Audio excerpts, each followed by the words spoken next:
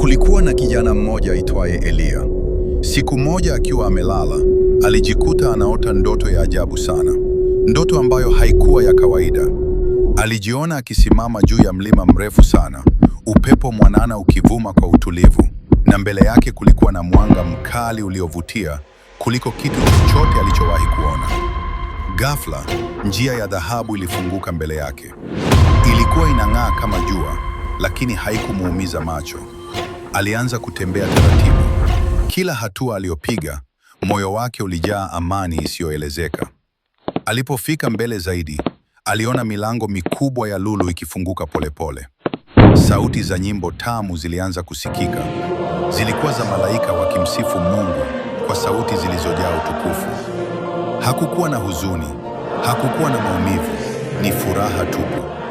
Ndani ya mji huo wa ajabu, kila kitu kilikuwa cha kung'aa. Miti ilikuwa na majani ya kijani yaliyong'aa kama kioo. Mito ilikuwa safi kama kioo, na hewa yenyewe ilikuwa na harufu ya utakatifu. Kisha akaona kitu cha ajabu zaidi. Mbele yake kulikuwa na kiti kikubwa cha enzi, kikizungukwa na mwanga mkali sana wa utukufu. Juu ya kiti hicho alikuwepo Mungu. Uwepo wake ulikuwa wa amani na nguvu isiyoelezeka. Pembeni yake alikuwepo Yesu, akiwa na uso wa upendo na rehema, akiwatazama wote kwa macho yaliyojaa huruma.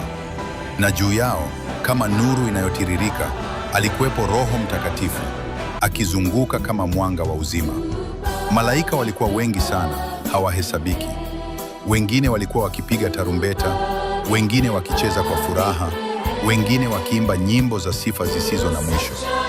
Kila mmoja alikuwa na kazi yake, lakini wote walikuwa na lengo moja: kumtukuza Mungu. Eliya alisimama kimya, machozi yakimtoka, sio ya huzuni, bali ya furaha.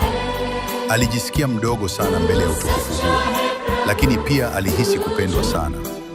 Ghafla, Yesu alisimama kutoka kwenye kiti chake cha enzi na kuanza kumkaribia. Kila hatua aliyopiga, nuru iliongezeka zaidi. Yesu, Eliya alijikuta akisema kwa sauti ya chini. Yesu akamwangalia na kutabasamu. "Karibu," alisema kwa upole. "Hapa ndipo mahali pa amani ya milele. Hapa hakuna machozi, hakuna maumivu. Ni wale tu waliotembea katika njia ya kweli wanaofika hapa." Eliya alitaka kubaki milele, lakini ghafla akaanza kusikia sauti ikimuita kwa mbali. Alipoamka, moyo wake ulikuwa unapiga kwa kasi. Alikaa kitandani kimya kwa muda mrefu, akifikiria yale aliyoyaona. Kuanzia siku hiyo, maisha yake yalibadilika. Hakutaka tena kupoteza muda kwa mambo yasiyo na maana. Alijua kuna mahali pazuri sana panamsubiri, mbinguni.